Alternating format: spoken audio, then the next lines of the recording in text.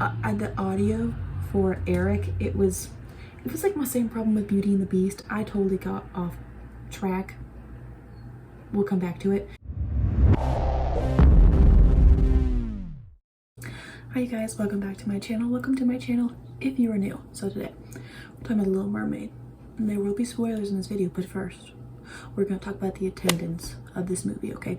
I went to the second opening night because the first opening night, I went and saw Mario Bros. I was worried to watch The Little Mermaid. I was so worried I wouldn't like it because Ariel's my favorite and I was very anxious it wouldn't be good, up to standard, you know? But let me just say, I gave this movie a fair shot. And I know I did because I pre-gamed really hard beforehand in order to give it a fair chance, okay? I did. Hi!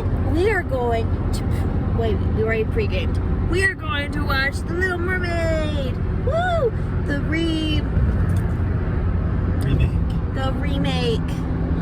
And I had to pre-game very hard in order to even be able to possibly enjoy this because I have lots of critiques. So I took 4 shots before we left. So that I would not be super critical of like the animation and the background and CGI and all that.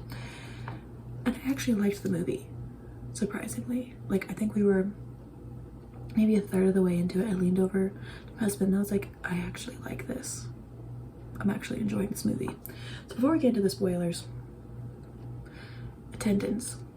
I asked people that worked at the movie theater, I was like, when I was asking them which drink that I could buy had the most alcohol in it, because I was going to a movie I was worried to see that I wouldn't like. And they're like, well, what movie? And I was like, The Little Mermaid. I was like, I'm worried I'm not gonna like it, you know? And they were like, oh yeah, that makes sense. And I'm like, what have people said about it? It's like, they're like, it's mixed reviews. Some people like it, some people don't.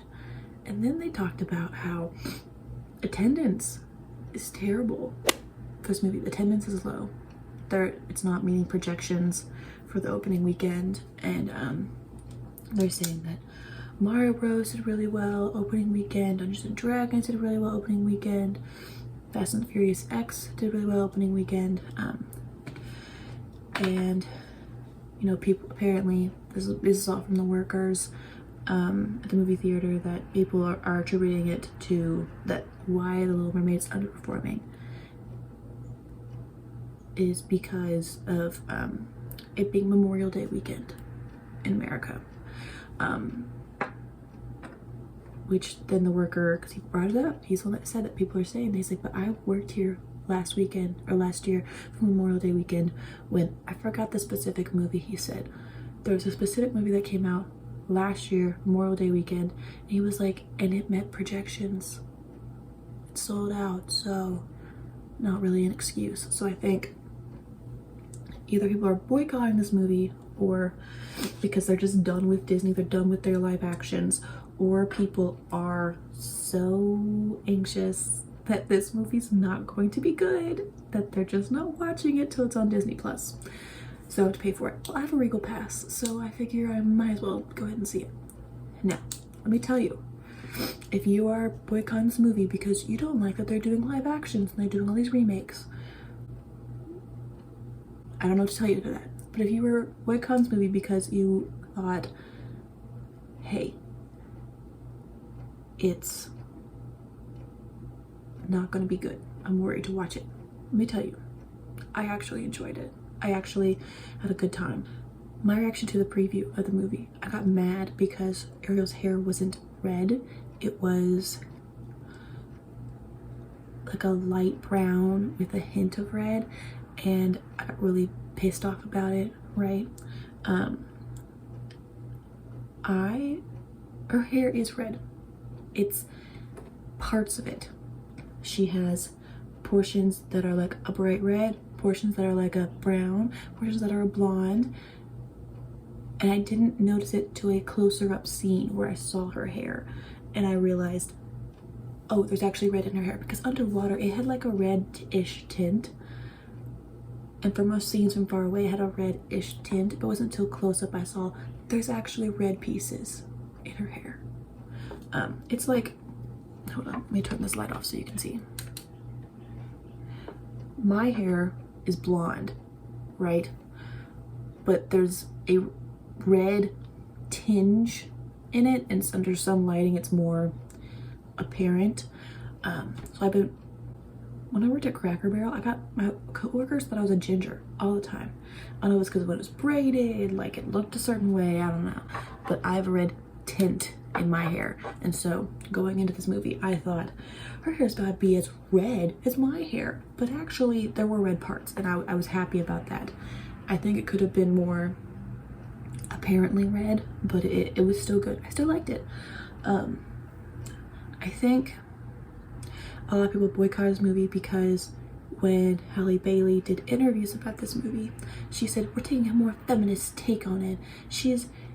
Ariel's not just doing it for a man, you know, and it made me worried that she wasn't going to have any love interest in Eric.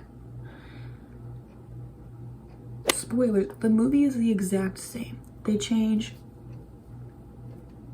The composers sometimes let Halle Bailey like kind of like go off. Also like Sebastian's songs, right? You know how there's a bunch usually in the cartoon. All the other fish around or the birds in the Kiss the Girl song all kind of join in. That's not the case. They don't have like bystanders sing for some reason. It's just Sebastian singing Under the Sea. It's just Sebastian singing, or Halle Bailey joins in and sings, which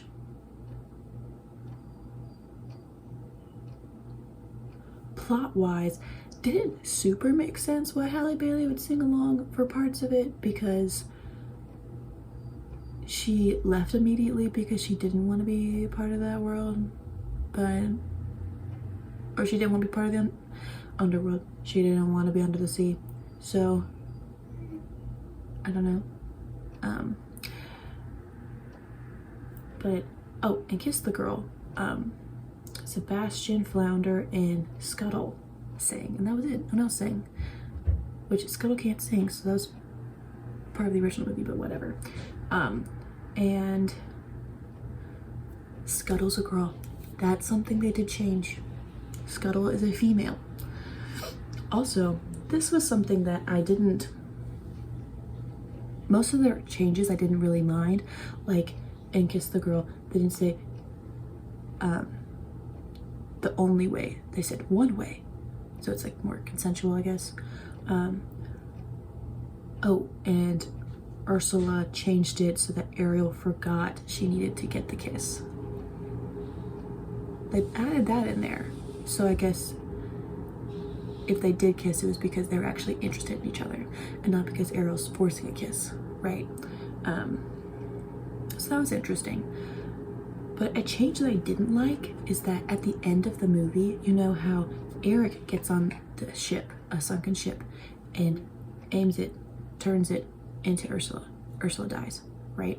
That's the whole thing, because Ursula is shooting the trident at Ariel. She's trying to hit Ariel, you know, because she has a vengeance against Ariel. Oh, also in the movie, Ursula is Trident's, what's the dad's name?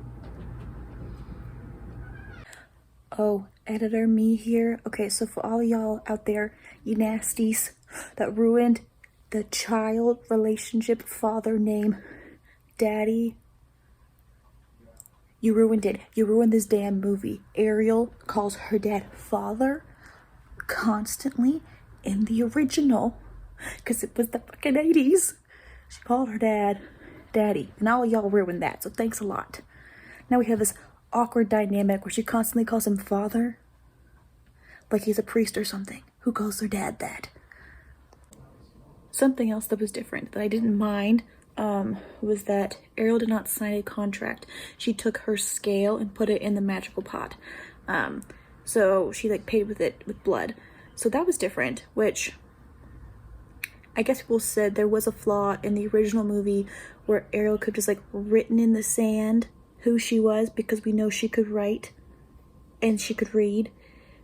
But if they did the scale thing to prevent that, that still doesn't work, because she still read the books to know what a flame was and that it burned. So if that was their point, that did not work. I also think the feminist take that they did that was changing the movie was that in the initial scene where you see Ariel and she's fighting this shark with Flounder, right? She uses a mirror to trick the shark with her reflection. I think they're trying to show that Ariel is smart. She's more than just a pretty face. She has a brain, which, again, we would know that because she taught herself to read a language that no one talks. I'm assuming fish don't talk in English. So she had to teach herself a whole ass language. So we already knew she was smart and a hoarder, but we knew she was smart. Anyways, the dad and Ursula are siblings, which stems from a book that somebody wrote that was from Ursula's point of view. Like, why did she be, like, her backstory of why she became a villain. So they played that into it. Wasn't bad. Kind of liked it. Eric has a song. That's also important. It was okay. The audio for Eric, it was like my same problem with Beauty and the Beast. I totally got off track. We'll come back to it. My problem with Beauty and the Beast for Belle's song and in this movie for Eric's song is that it was obviously pre-recorded in a studio, right? Because you're getting these shots from different, I'm either really close to the camera or I'm really far away, and you're not getting that sound difference. It's like I'm constantly talking at this volume even though I've gotten further away, and so it just looks fake. They're going for realism really hard in this movie, and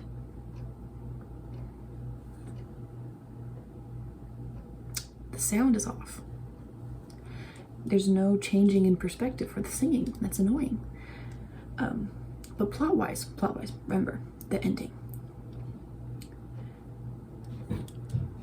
Ursula starts focusing her shooting at Eric for whatever reason. I don't know why. So then Ariel gets the opportunity to get on a boat, turn it, and hit Ursula.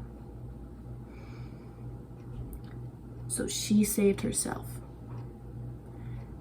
And then Triton is alive, right? And also his death, more violent in this movie. He gets electrocuted to death. He turns into like a little like dead guy from being electrocuted from the eels. It's intense. But they changed the ending so that Ariel saves herself, and then she goes and tells her dad. So her dad's like, "You saved my life." And she said, "I wasn't alone. Eric helped." He could have helped more if Ursula wasn't going after him, but also I don't understand why Ursula was going after him. Her beef was with Triton, and therefore Ariel, because Triton, you know, banished her. I don't understand why she was going after Eric. I don't understand why they made Ariel save herself. Like, I guess that's like more of the feminist take on it. Like, that's the only major thing that they changed about the movie that I don't think they needed to do, because that was something that I truly liked about the movie as a kid, was that Ariel saved Eric first and then he saved her back. That was a true partnership, right? But here we have, well, the man tried, but I did everything. That's not a good way to have a relationship. They also, in the movie, added a scene where like Ariel is going through Eric's stuff, because Eric, also a hoarder of other cultural things, so they have that in common. And they were going through maps and all that. So after they got married, they were gonna Ursula, it wasn't a wedding, it was an engagement party. She wasn't engaged yet. So they took it slower. That's nice. After Ariel and Eric got married, they were going off to adventure in the great unknown seas, uncharted waters. In general, the movie was good. I like that they gave more time with Eric, gave more things from his perspective, because I love Prince Eric. I like that they kept his black boots with the red tops. Iconic.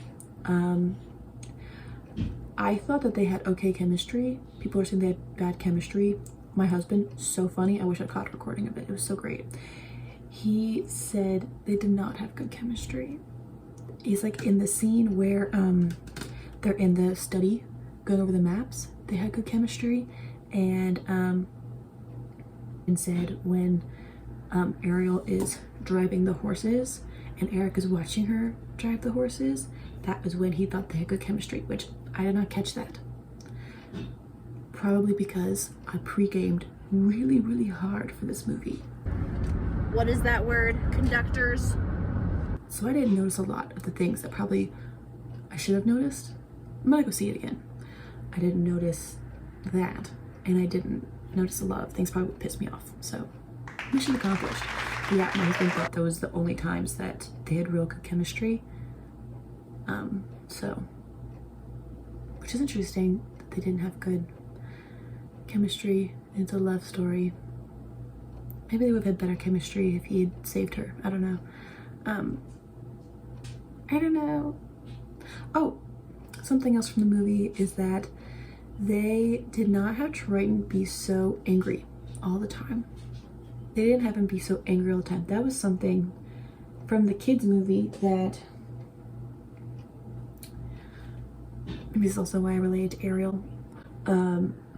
Like the explosive anger of a dad, like a dad's explosive anger. I was like, relatable. Probably wasn't supposed to be relatable.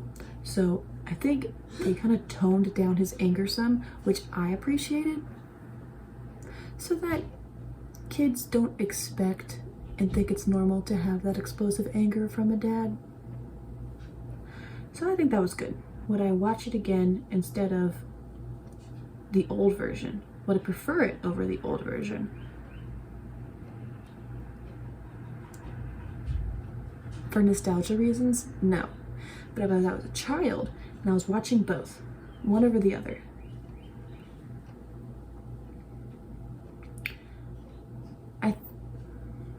I think I would like the old one just because of like the big Under the Sea and Kiss the Girl songs.